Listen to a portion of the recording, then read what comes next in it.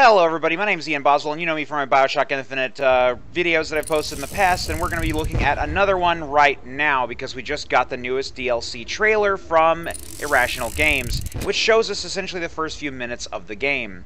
Now, right off the bat, we get this sound, which is apparently this revolver, and this gentleman is playing Russian roulette with us while we're laying on the ground. Apparently, we're now Elizabeth, as we can see Booker from outside our body, and he's over there dead, probably with a big gaping hole drilled in his chest.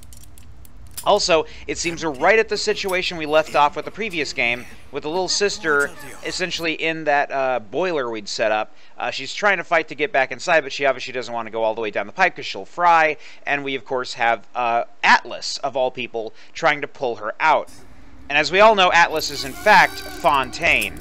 What's the holdup? Now, we heard her cry out from Mr. Bubbles, which implies that Mr. Bubbles was somehow killed, or maybe he's still alive. I'm not really sure, because we just saw that drill go into Booker, and now the question is, how did Elizabeth even get in this position? Why is she on the ground? Because earlier we saw her standing, and the Lutesses were there. What the heck's going on? Not sure. It's kind of really disorientating to suddenly have Elizabeth just waking up in this situation, and I'm really curious just how we got from point A to point B.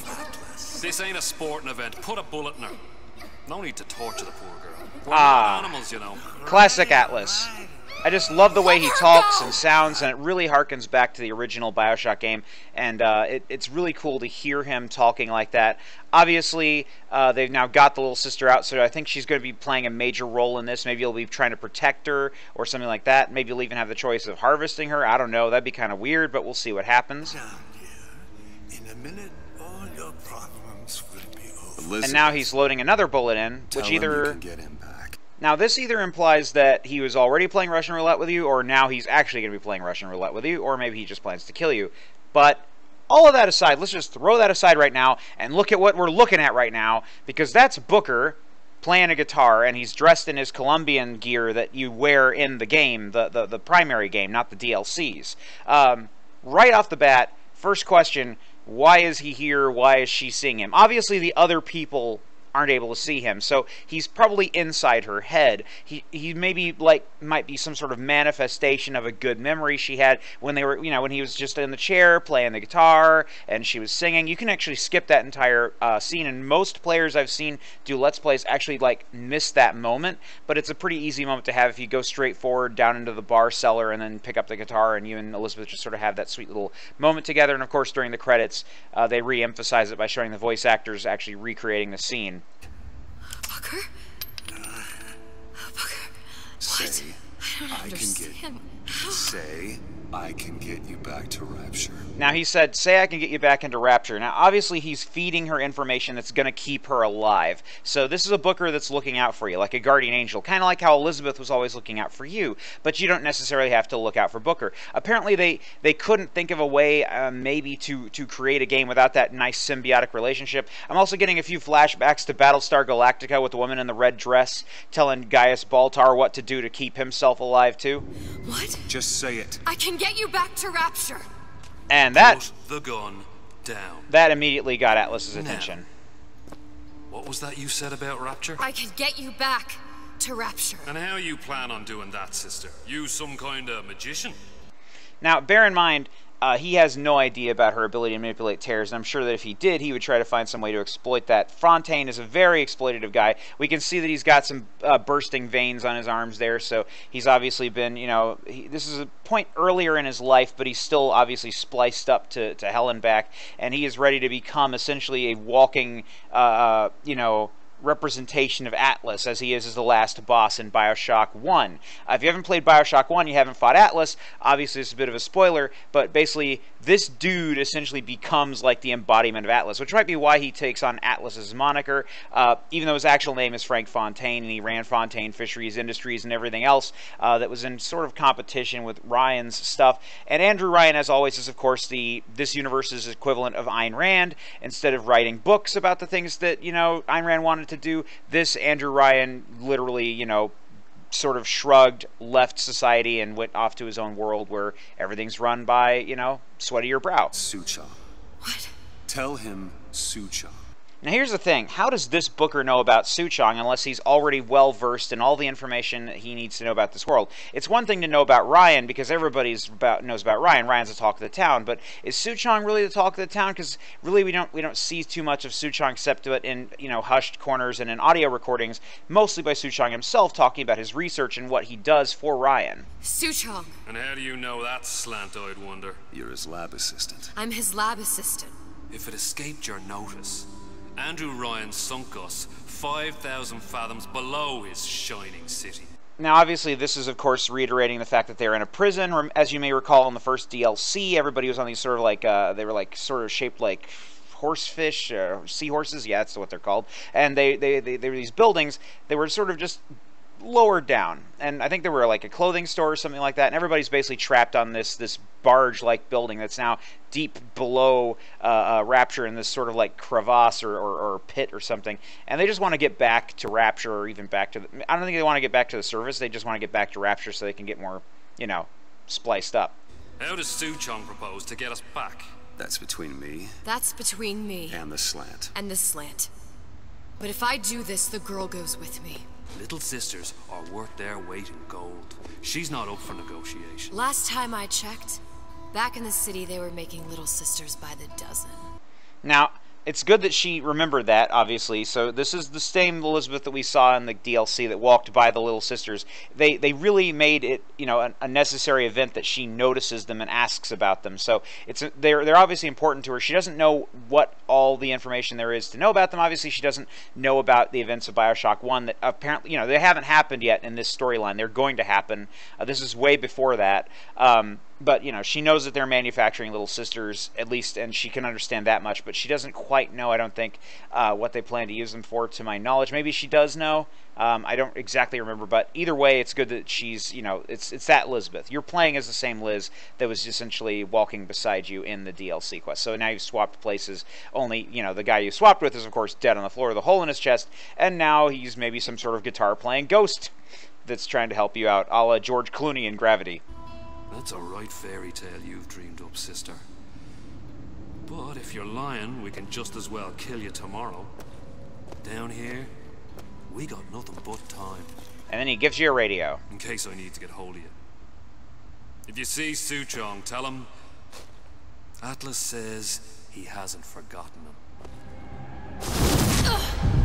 And then you get knocked out, which is kind of weird. The gentleman knocking you out just looked like sort of a generic sort of splicer slash assistant to Atlas. This looks like this is all Atlas's crew. I'm really curious as to where this story is going to go, because it's not going quite in the direction I thought it was going to be, where Elizabeth is just like kicking acid or whatever. But it gives us a nice little slice of Rapture, and really that's all you really need. Just people trapped in a location going on an adventure, a la John McClane and Die Hard. That's essentially what this is. It's like Die Hard under the sea. But in this case, you're going to be Elizabeth, nice strong female protagonist for once that you get to play as. That'll be fun to see how she acts. I'm glad to see she's not going to be too vulnerable. She is going to be holding a gun, and of course, as you can see in the preview art they have here at the end, and she's also clutching little sister, which seems to imply that there's going to be a bit of a protective element to it. Again, I can't really say for sure what they're actually planning to do. That's all up to Irrational Games to just keep us guessing and surprising us. And I don't know why yeah, it is Rational. I'm just so looking forward to this DLC. I'm looking forward to being able to play as Elizabeth for once. I'm curious how her tear powers are going to work from the first-person perspective. Will we be able to use them sort of like even portals and go from one place to the next? I mean, because her tear powers seem to be pretty extensive, and now she's able to clearly world hop and go from place to place, like going to Rapture here. I'm curious to see if we'll get to see more of the Lutesses, and I'm really curious for an explanation as to how she ended up on the floor and just, letting Atlas just come in there, and how long was that little sister in the vent for, too. I'm really just kind of curious about all those things. And I suppose we'll learn some of those things maybe in a little bit of details, just a little bits of dialogue, little bits of hints, maybe some audio logs. I'd like to see a lot more audio logs in this game, honestly, than there were in the previous DLC, because that would be really fun. But anyway, it's going to be worth the $15 when it comes out, even if it is a short story, because, hey, short stories have a place in the medium, too, for telling really cool little tales. And I hope that this one expands a bit more on Rapture's past and the events leading up to Atlas actually coming to power. It's reasonable to understand that Ryan would have obviously done something to try to keep the forces of Atlas / Fontaine at bay, and it's easy to understand that they might have found some otherworldly means, i.e. Elizabeth, to essentially achieve their goals and get up to the surface.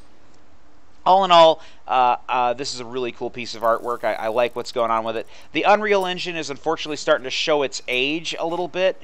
Now that we're in the era of things like Xbox One and PS4, we're starting to see more, graphical enhancements for things like Unreal Engine 4 coming out. Here we're seeing Unreal Engine 3, and yeah, it's starting to look a little dated. I mean, obviously things like this bloom effect here are pretty, but it's all stuff we've seen before.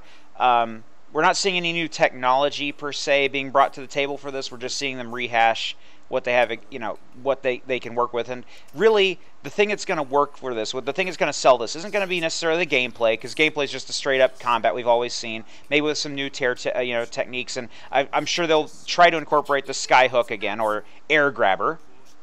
But the thing that I'm looking forward to most in this DLC, of course, is the story, because that's all they have to work with.